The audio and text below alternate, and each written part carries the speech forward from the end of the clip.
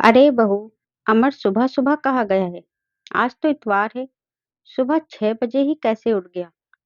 मैंने पीछे से टोकना सही नहीं समझा, इसीलिए पूछ रही हूँ। मंजू जी ने अपनी बहू से पूछा। बड़बड़ाती हुई शीला मंजू जी से बताती है। मम्मी जी, मैं इनकी समाज सेवा से बहुत तंग आ गई हूँ। अपने लिए समय नहीं है, लेकिन सबके लिए तैयार रहते हैं।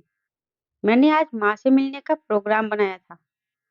कब से कह रही हूँ, लेकिन सुबह ही इनके दोस्त किशन का फोन आ गया। उनकी मम्मी का पेट की पथरी का ऑपरेशन होना है, इसीलिए अस्पताल गए हैं। ऑपरेशन होने के बाद ही आएंगे। अभी परसों की ही बात है। रास्ते में गुप्ता जी मिल गए थे।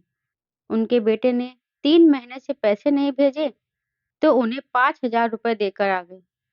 और अभी 10 महीने पहले ही की तो बात है, जब रमाकांत जी को बेटी की शादी में कुछ पैसों की जरूरत पड़ गई थी। तब मेरे मना करने के बाद भी उन्हें कुछ पैसे थमा दिए थे। अपने खर्च क्या कम है? और तो और, ऑफिस में भी 4 लोगों का खाना फालतू ही लेकर जाते हैं। कभी रामू काका को देना है, तो किसी की बीवी बनाकर नहीं देती। एक बात हो तो बताओ, आपके श्रवण कुमार के बारे में। आजकल के जमाने में ऐसे आदमी को सब पागल बताते हैं और खूब फायदा उठाते हैं। अब कल कॉलोनी में जो सब्जी बेचने वाला आता है, उसके बेटे की तबीयत बहुत खराब थी। उसके मांगने पर तुरंत 500 रुपए पकड़ा दिए। किसी को मना करना तो जानते ही नहीं है। कुछ कहती हूँ तो 4 बातें मुझे ही सुना देते हैं। तभी मंजू जी ने अपनी बहू को चुप कराते हुए कहा।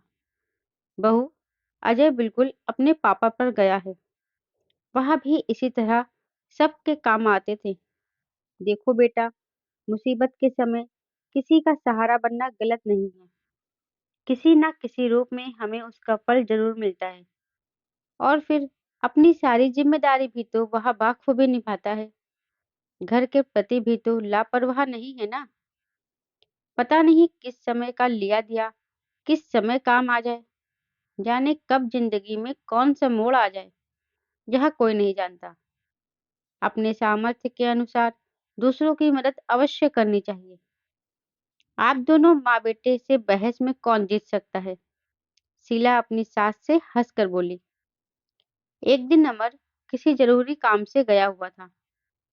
मंजू जी की तबीयत अचानक बहुत खराब हो जाती है। बच्चे भी स्कूल गए हुए थे।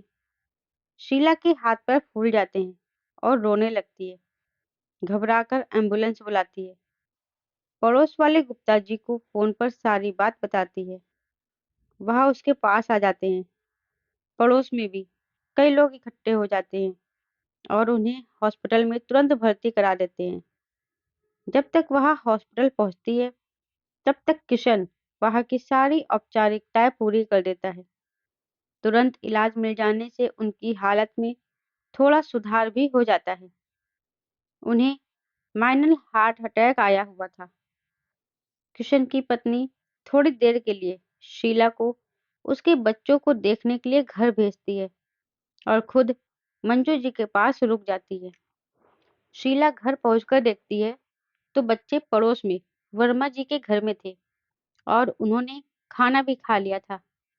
शीला को देखकर रमाकांत जी भी उसके पास आते हैं और कुछ पैसे थमाते हुए कहते हैं, बेटा, किसी बात की कोई चिंता मत करना।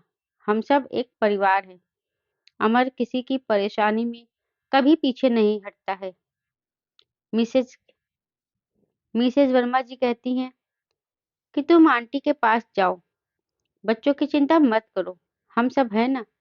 और उसे भी जबरदस्ती खाना खिलाकर भेज देती हैं। अगले दिन अमर भी आ जाता है। करीब 1 हफ्ते बाद मंजू जी घर आ जाती हैं। शीला अपने मन में सोचती है कि ये अमर का व्यवहार ही तो है, जो सब लोग उसके ना होने पर भी मुसीबत के समय हमारे साथ थे। तब वह अपने पति से कहती है, सही कहती हैं मम्मी जी, कि जिंदगी में कब क्या मोड़ आ जाए और हमें किसकी जरूरत पड़ जाए, कुछ पता नहीं होता। मंजू जी भी अपने दोनों बच्चों को देखकर बहुत मुस्कुराने लगती हैं। दोस्तों, कहानी पसंद आई हो तो वीडियो को लाइक और शेयर करना ना भूलें और आगे ऐसी कहानियाँ सुनने के लिए चैनल को सब्सक्राइब जरूर करें। धन्यवाद।